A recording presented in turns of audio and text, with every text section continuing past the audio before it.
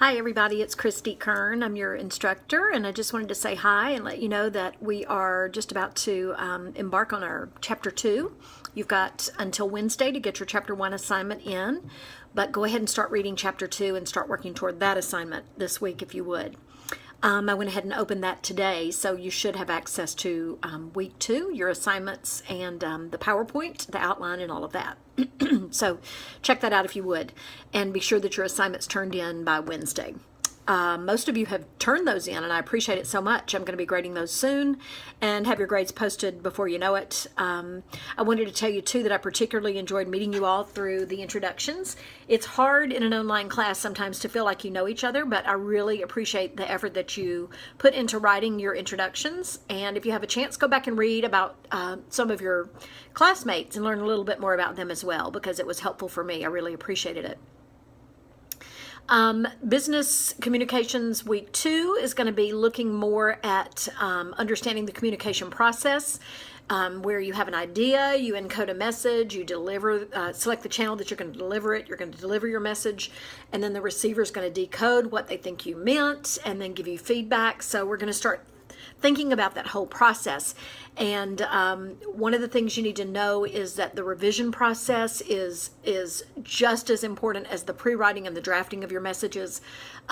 Revise, revise, revise. That's all I can tell you is just be sure that you don't send something out that you haven't read, had another person look at, or read for you if it's super important, because truly the revision process should be about as important time-wise to you as the writing and the pre-writing. I just wanted to tell you, too, that one of the things you're going to cover in week 2 is selecting the best channel for getting your message to your audience. And you're going to look at the different ways that you can send a message, whether it's through a blog post or through an email or a letter or some other form, telephone or face-to-face meeting. You're going to look at all those different things in Chapter 2.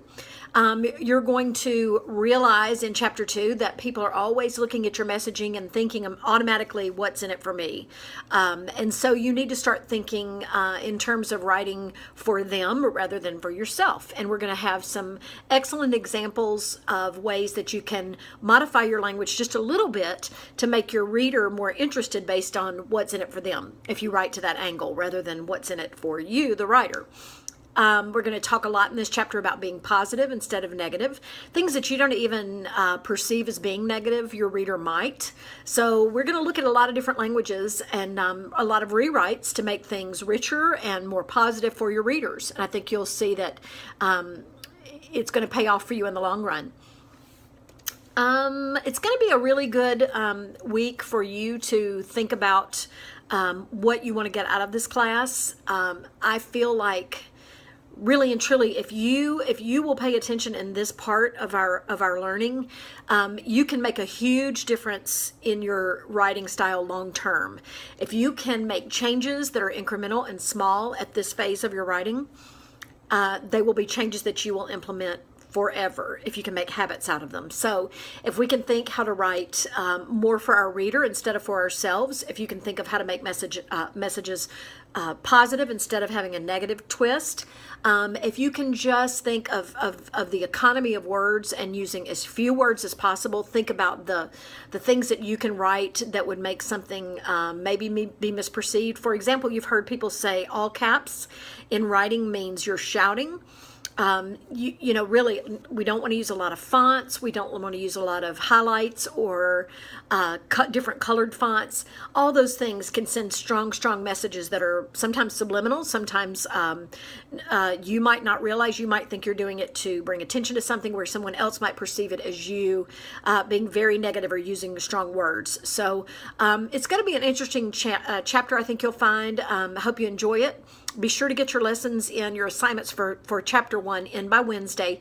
And again, I've already opened up week 2, so go ahead and enjoy that. And I hope that I will hear from you soon.